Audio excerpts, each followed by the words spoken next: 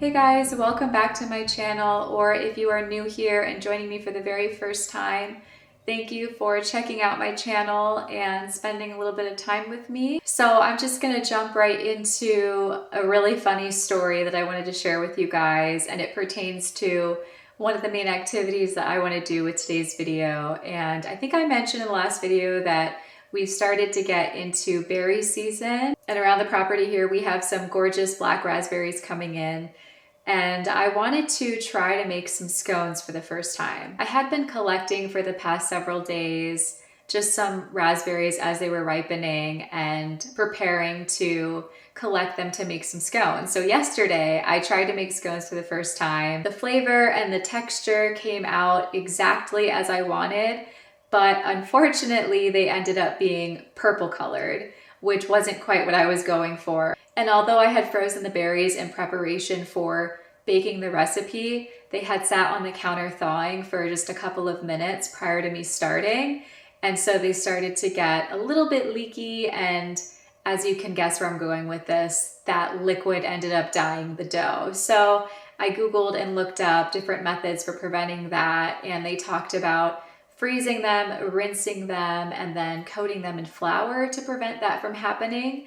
So today will be take two, and I will insert a clip of what they turned out looking like here for you guys to see. I was very impressed by the recipe and how easy it was to follow and how amazing they came out, despite the fact that this is my first time making them.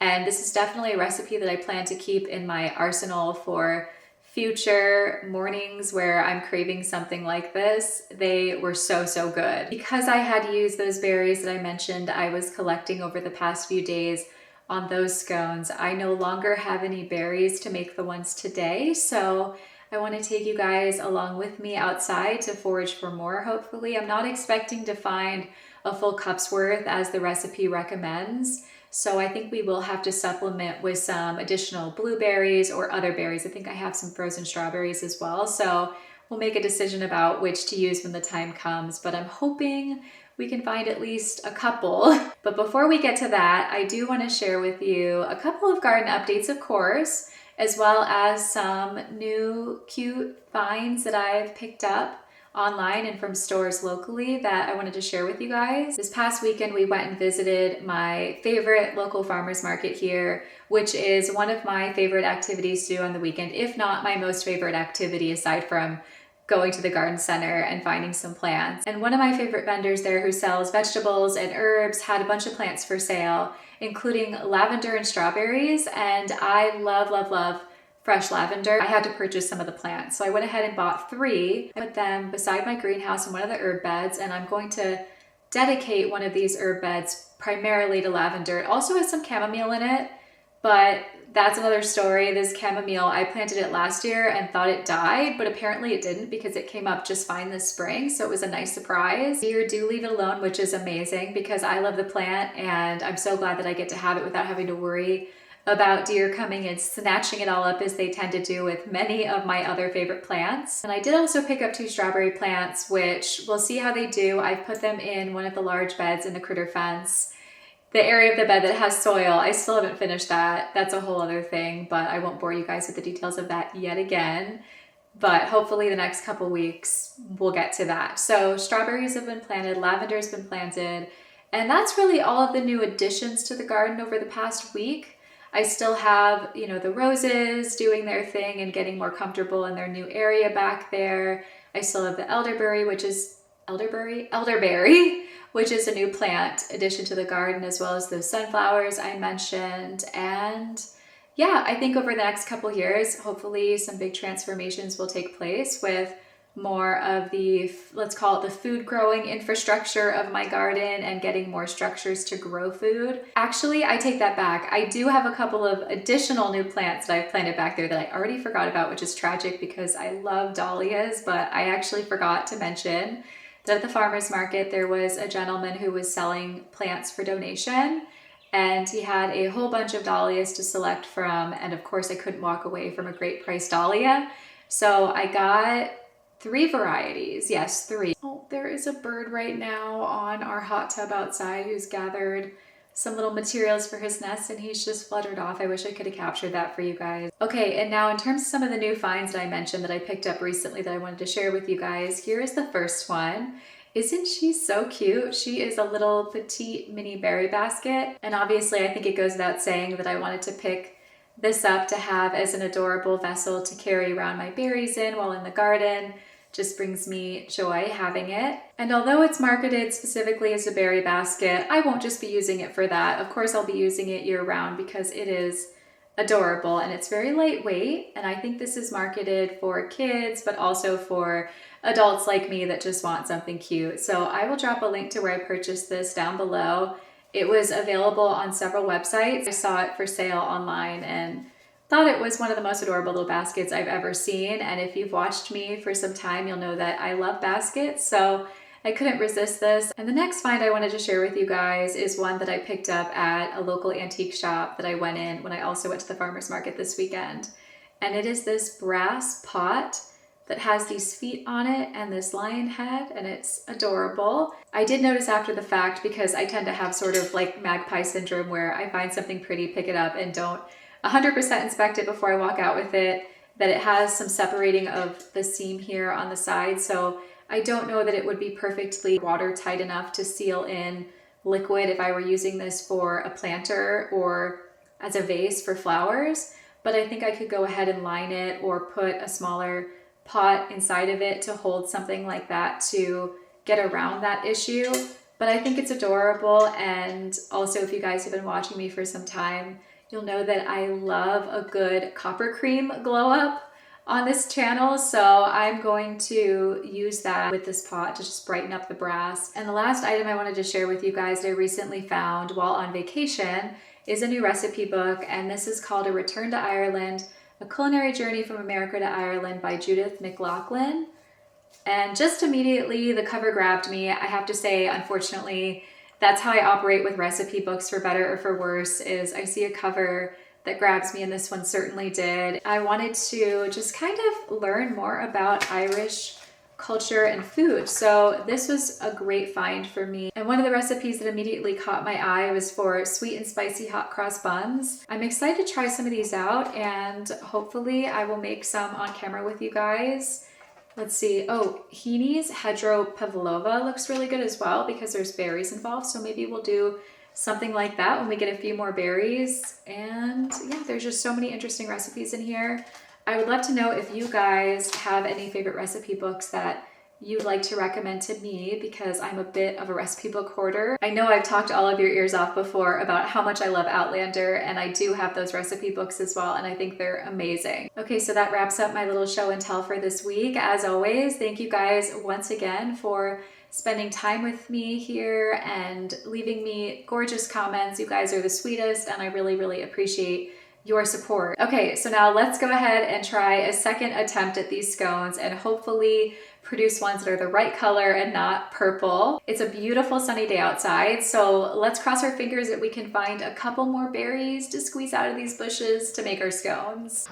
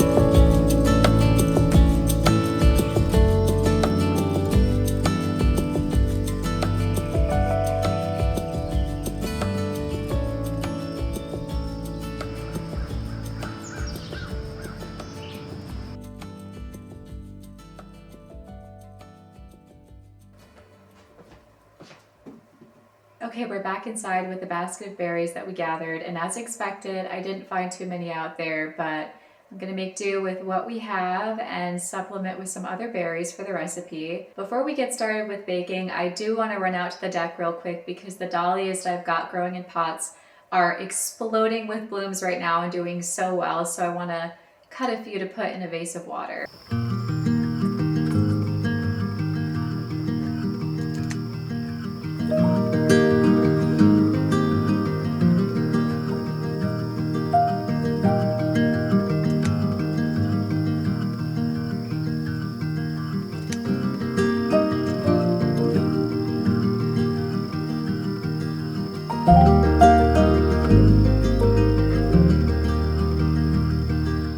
So pretty.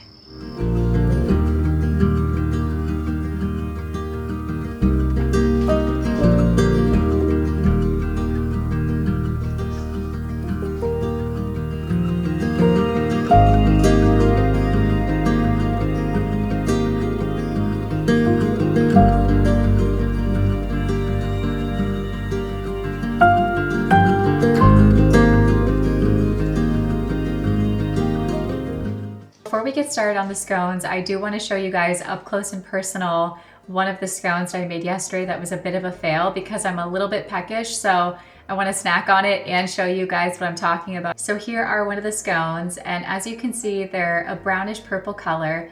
This one, the purple isn't as pronounced as some of the others, but if I show you up close, you can see that there is this purplish interior to it. So that is what we're trying to avoid today.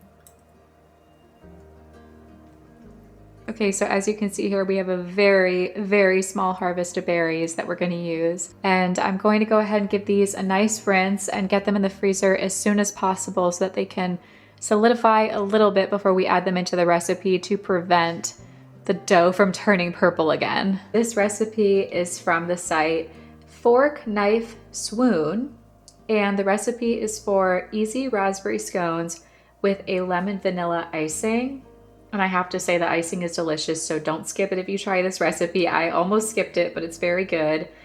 And the first step is to combine the dry ingredients. So I'm going to gather 3 cups of flour and combine that with 1/3 cup of sugar, a tablespoon of baking powder, and a teaspoon of salt.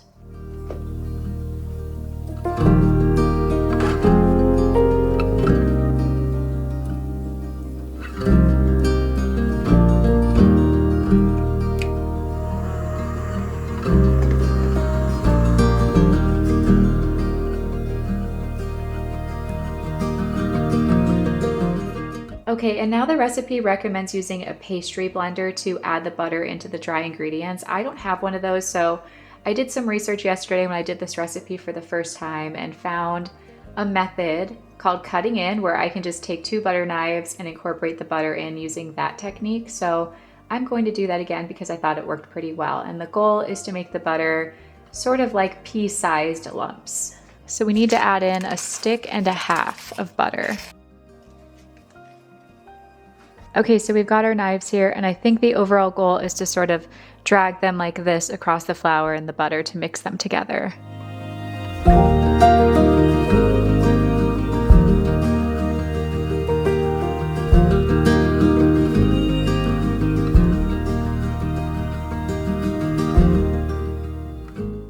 Okay, the butter's all cut in, and I think we got the desired effect that we wanted. So now we have to add in the milk and the vanilla, and we need 1/3 cup of milk and 1/2 teaspoon of vanilla extract.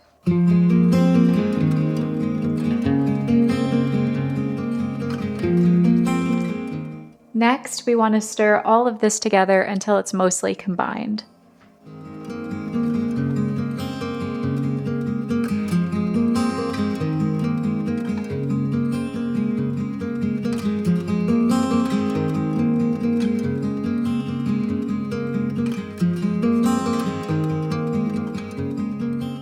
Okay, so now the next step really is the moment of truth to see if I can get these scones to turn out a normal color and not a bright purple. So to do that, I've read online that we want to take our frozen berries, rinse them, pat them completely dry, and then lightly flour them. So let's see if we can make that happen. And I am going to go take off all my jewelry so I can knead the dough. So I went with blueberries as my secondary berry, if you will, since I did not have enough of the black raspberries, and I did go ahead and do that whole process and coated them with flour. I still feel like they're going to bleed into the dough, so I am going to do a little bit of pre-folding first with the dough, just kind of working that pressure in before I have to go and add the berries, because I feel like the more I press down and kind of macerate them, obviously the more that natural dye is going to come out. And I'm sorry if it's a little dark in this corner, my rechargeable lamp has just sort of been dying progressively throughout the video.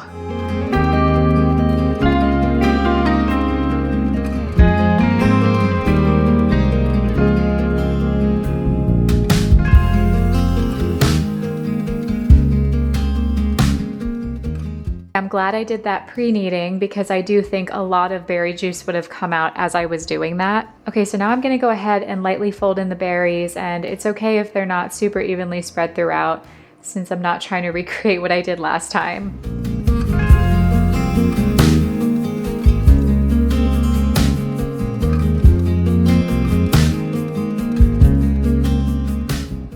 So you can see we're already getting a release of a lot of that berry juice, so I'll have to be careful. Okay, I've made the decision to add in less berries this time because, as you can see, it is dyeing itself pretty quickly. So the goal here is just to create that disc shape that we need to go ahead and divide the scones up. The dough definitely has some coloration to it, but at least it's not completely purple like it was before. If you guys have any tips or tricks for how to completely avoid this issue, I would love to know them down in the comments.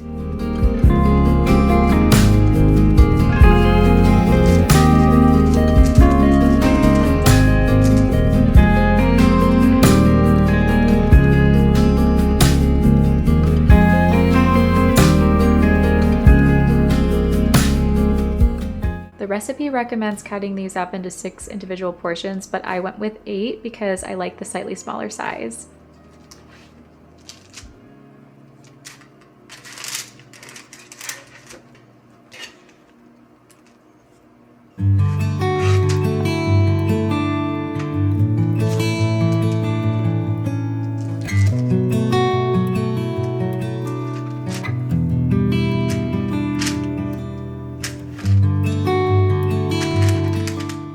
For the final step before they go into the oven, we need to brush on some milk and sprinkle some sugar on top.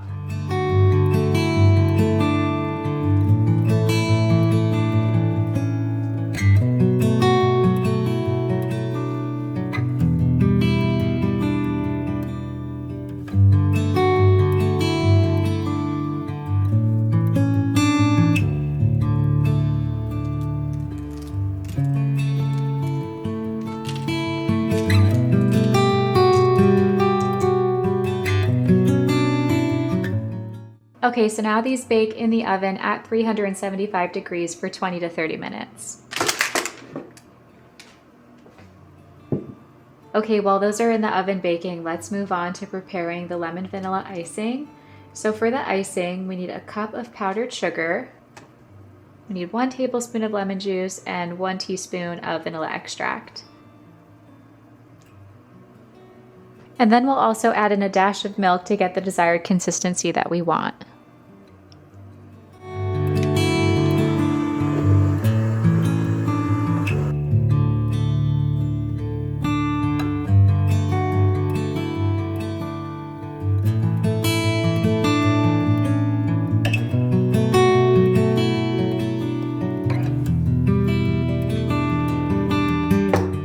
Okay, I would call these a really big success for me. Definitely an upgrade from yesterday's purple scones. For the very last step, we're gonna apply our icing.